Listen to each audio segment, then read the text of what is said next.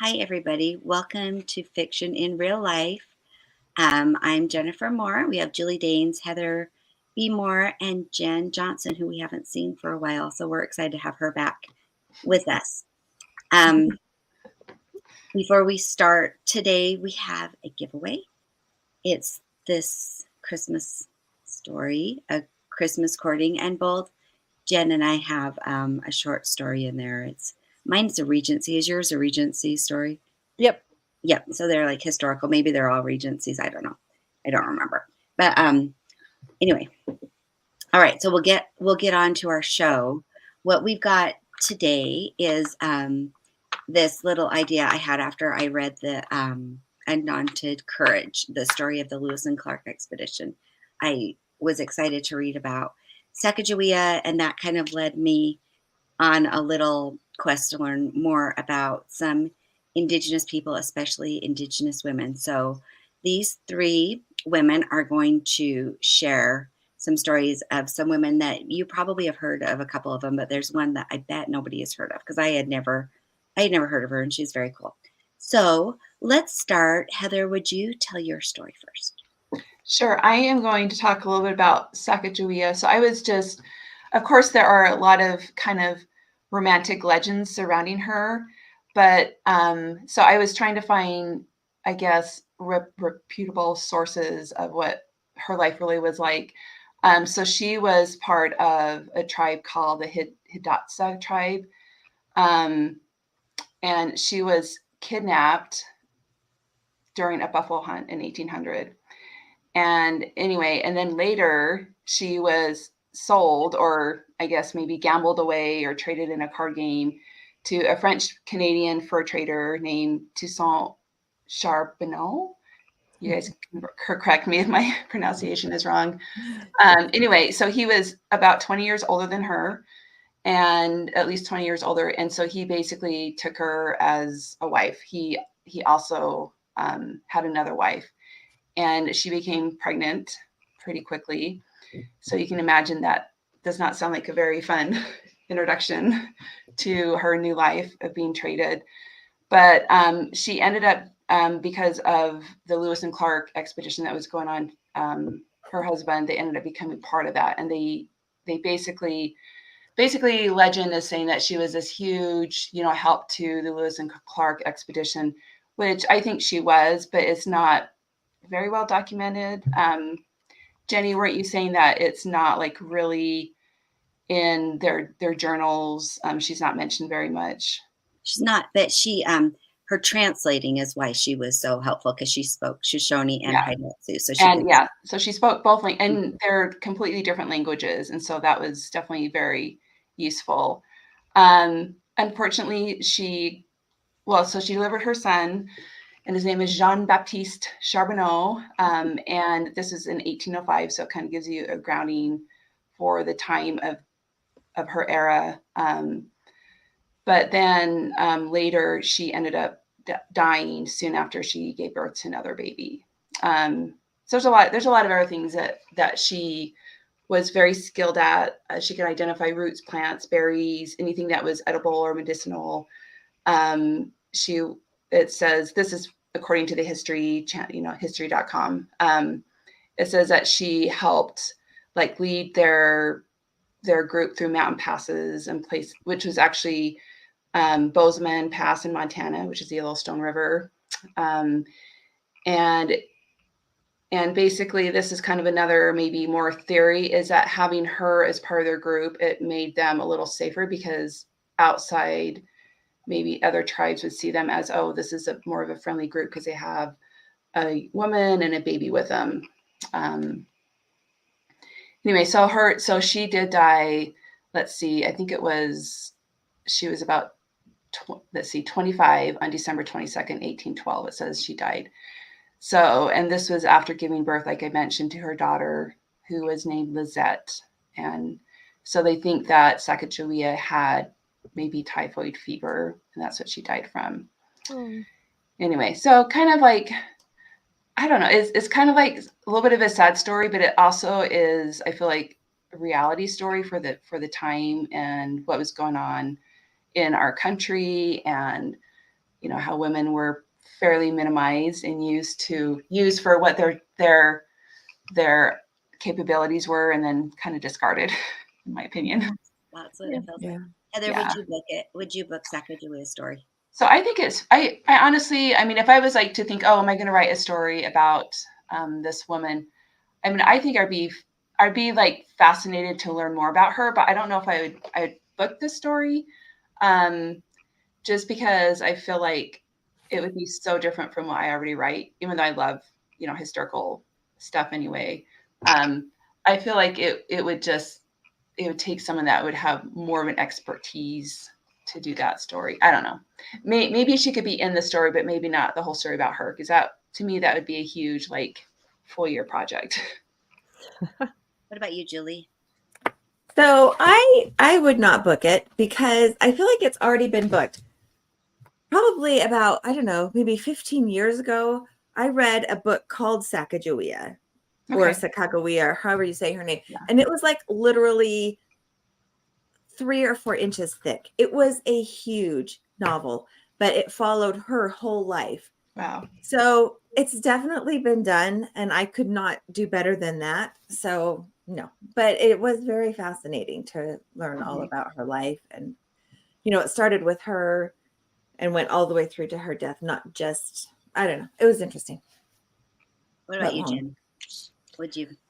I can't decide now. I'm sitting here hearing these. I think her story could be told and retold. So I think that's valuable. There's angles you could do, right? Mhm. And maybe not a nonfiction for sure, but yeah, like there's got to be some portion of that whole story that I would get fascinated with. I don't know if I were to choose, if I were to go down the path of telling all kinds of stories of women like her, then yes, I would tell her story. But if I was only going to pick one, I don't know if she'd be the one. Anyway, that's a lot of words to say. Also, my book at sign is locked in the office with my husband, so I don't think I would. But I really love Sacagawea.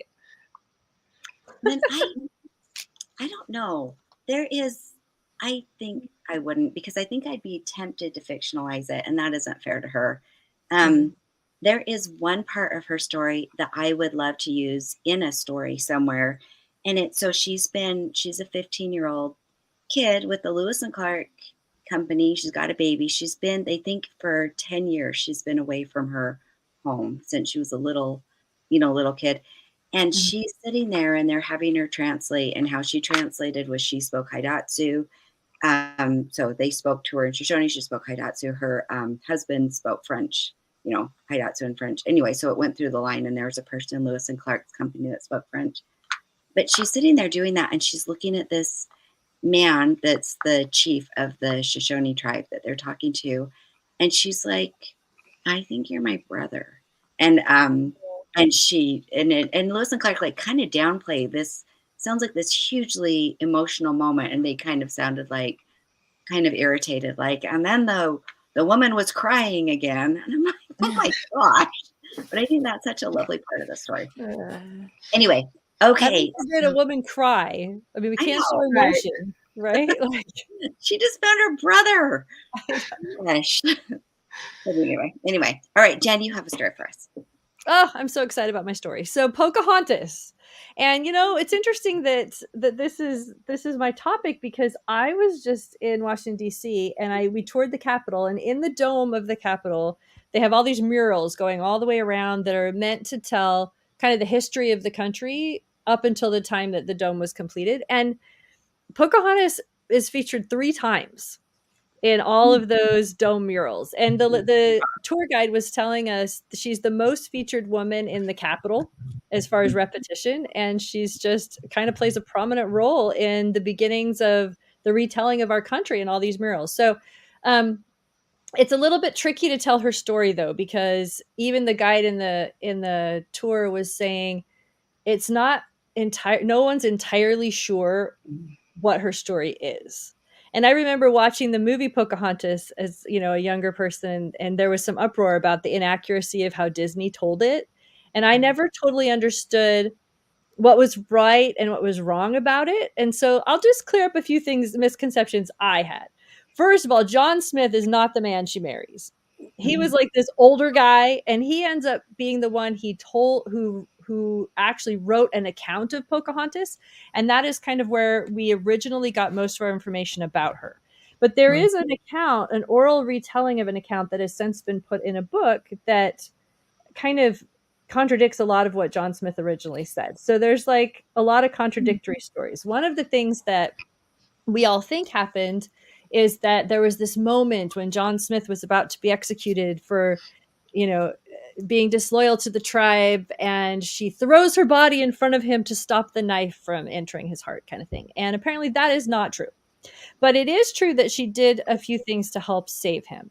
She is well, possibly if all the accounts are true, right? Who knows? But she is credited with running through the forest to warn him of things. And it is also true that the Americans were kind of fascinated with her. The colonists, not Americans. The colonists were kind of fascinated with her, and she would go with members of her tribe to kind of visit and be there as a young girl. She was very young at the time. So they kind of just like looked to her as kind of like a token awesome quote unquote Indian woman or child that they wanted to know about, wanted to talk to her, wanted to, kind of, I don't know, the idea of like kind of a little pet. And so they loved her. And what happened though is she did marry a man named John. His name was John Rolfe. And she did end up going to England, and she did end up dying there of, they're not sure what. Her father was told she was poisoned, and the English were told that she caught a sickness on the boat on her way back to Jamestown. There's some accusation here from the oral retelling that she was taken hostage, and her father was told if he didn't return the weapons that his tribe had taken, that they would never give her back. The story is he did return the weapons, and they still didn't let her return home. There also is a story that she was told that her dad forgot about her and didn't love her, and therefore she started taking Christian lessons from the local religious authority and was baptized and christened Rebecca. I know there's just all this bad stuff in her story that I'm like, ugh. So this is all part of the oral retelling, and I almost think that's the one we should at least give some credence to, since they are also Indigenous and have the right to tell their own story. So anyway, so there's all this stuff surrounding her. She ends up having children, and I can't tell if she was even happy or sad. Honestly, there's nothing from her perspective, but a little bit different from what we've heard. She definitely left her mark on our country. I mean, she's in the Capitol 3 times. Like, she's just a big part of who we were in the beginning, apparently, and did a lot to encourage, they call it the Pocahontas peace period.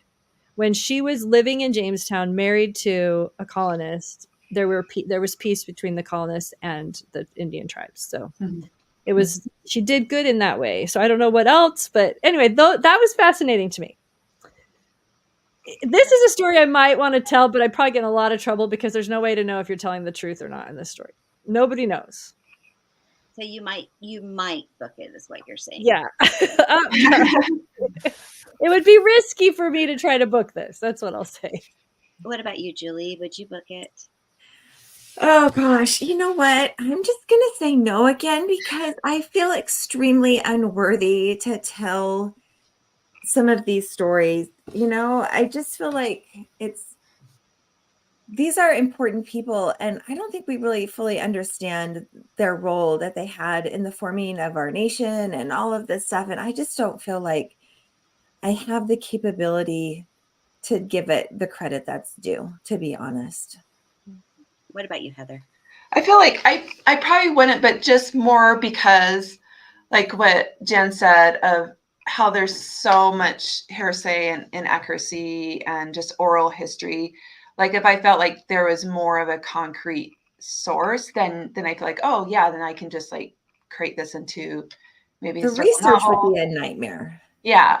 And so I feel like I would just be making it up, and I feel like what would the value be if it was just completely made up? Because you could just, and obviously Pocahontas would be a name that might sell some books, but it wouldn't be valuable as far as like contributing to her, her legend, or her story. I agree. I don't think I would book it. The thing that I love about this story, though, is just kind of a friendship between a man and a child. I think that's such a lovely, I mean, that spans language barriers and, cultural barriers, just like a guy's like, hey, they became friends, whatever, whatever the Yeah. truth is or anything. That's like kind of the bare little Mhm. part of the story that I think is really admirable. And especially in a time that was so confused, the indigenous people are playing by different rules than the new white people that came, and nobody knew what was going on. But like when that all broke down, there was just kind of like a connection between this guy and this little kid, and that's kind of a beautiful thing. Yep. Okay, Julie, you have the last story. Right. So this is a person that I have actually never heard of before, which is a little bit surprising and also disappointing. And just like all of these Native American women, there's no, these languages, at least this woman is Cheyenne, and they didn't have a written language. And so all of these histories are just oral histories passed down. But so this person, her name is Buffalo Calf Road Woman. And she was born probably in the mid 1850s, and she was again in her 20s when most of this stuff happened. And they don't really know where she picked up her skills, but apparently she was a crazy good marksman with a gun, right? She could just shoot anything with a gun. So she was Cheyenne, and she was heavily involved with her tribe during the time of Custer and all of those battles. And so the first mention of her really that comes down through this oral history is in June 17, 1876, at the Battle of Rosebud, where she was the only woman who had a weapon and a horse and rode down and like fought for real with the men. The other women were watching from a safe distance. But anyway, her brother his horse was shot out from underneath him, and he was kind of like trapped there without a way to escape. So she super bravely rode down on her horse and scooped up her brother. I mean, amongst this whole melee of bullets, she rides through, picks up her brother, and rides out with him safely. And so the Cheyenne people called it now the battle where the woman saves her brother. Oh, cute. So that was the battle. And then this was about a week before Custer's last stand. So a couple more times she rode into battle. She saved one more guy in the same way that she had saved her brother. And then, according to the Cheyenne legend, which supposedly, according to this one article I read, the chiefs told the Cheyenne not to tell the true story of Custer's last stand, the Battle of Little Bighorn, right? For 100 summers. But so then in 2005 they started telling this story now.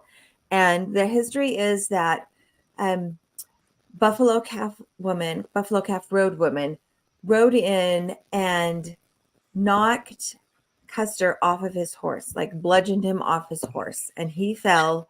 And then her and some other women were the ones who killed him, because Custer was apparently bad medicine. And so the men warriors didn't want to touch him because he was bad medicine. Mm-hmm. And so, although nobody knows 100% for sure that, this is according to one eyewitness, Custer's body was found 2 days later or something. And he was naked. He had 2 bullet holes in him and had been beaten. And nobody, I don't think, really knows 100% for sure what happened there. But anyway, that's the way that the story goes. Then she was captured and marched down to Oklahoma, where she then escaped.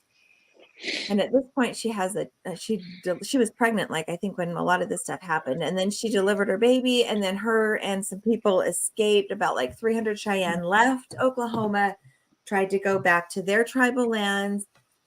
Then her husband, Black Coyote, I don't know if the stress is too much or what, but he kind of starts to lose it. And he starts stealing horses from other tribes, and he starts stealing stuff, and he stole stuff from some U.S. army people and killed them. Anyway, he gets arrested and killed. And in the meantime, it's winter and everybody is starving and people are freezing to death. And in the end, sadly, he dies of diphtheria, just Oh, like wow. in 1879. So like 3 years later. So that seems like a photograph that they have of her, right? So it's not, it's just a photograph. There is no actual photograph of her. So that's That's just just like somebody a they, representation Mm. photograph that seems to be used in several different articles. Maybe it's just a typical Cheyenne woman. I don't know. So Julie, would you book it? Oh, Jen, you're on silent, I think. Yeah. Okay, here's the thing. I think it definitely does need to be booked. And apparently there is a book that someone wrote about it called I don't know. I can't find it. But that is supposedly very accurate according to the Cheyenne people. And that's a lot of research is done, but I truly feel that it needs to be told. I mean, I'd never heard of her, and how could she be this amazing woman? So, but again, I don't know that I have the talent to do so. So I'm a little bit split on this one as well. What do you think, Heather? Would you book it? I think kind of like Julie was saying, I feel like I wouldn't book it, but I feel like it would be, I'd love to learn more about it. Like it'd be interesting to hear, to read about it more. But it's hard to have a story when it's kind of based on oral history, unless maybe I had some connection. I don't know, like some connection to it, like where I was historian that discovered something, and I don't know. Yeah. And Jen, are you muted? Are you muting us? No, I can't hear you. Sorry. So Buffalo Calf Road woman, would you book her? Yeah, she's cool. Just that. I mean, that story, like the battle and the brothers trapped, and she's like, "Oh no, I'm not standing for this," and she just goes down and grabs them. She did say it's an amazing story. It's an amazing story. I agree. And the whole idea, the 100 Summers, I wonder why nobody wanted to tell that story. Maybe because it was embarrassing for General Custer, or I don't know. They don't say. They just say that the chiefs told the people that they had to keep a vow of silence for 100 summers. Okay. And then in 2005, so it had been about 130 summers when then I guess they started actually talking about it. So then it was an oral tradition. People had told us. Because these people didn't have a written language, right? I don't know if any of these indigenous people had an actual written language. So I don't know. Well, Yeah, that makes it hard. So all the history was oral to begin with. Yeah. Jen, we still can't hear you. Sorry. You just wonder if it's a Bluetooth thing or something. Well, anyway, that our technical difficulties aside, this has been, for me at least, I love hearing these stories of these cool women that, and maybe learning a little bit about what is true and what's not true. And, it's always good to have women as heroes. Anyway, if you have a story you want to send in to us, it can be anything that you think is stranger than fiction or awesome or crazy or scary, or especially any holiday related story, right? Because we've got Christmas coming up. Everybody has funny holiday traditions or something weird that happened when their uncle came to dinner or, whatever. So just send it to fictionirlauthors@gmail.com. And we love reading the emails. They're really fun. And anyway, thank you for joining us. And we'll see you next time on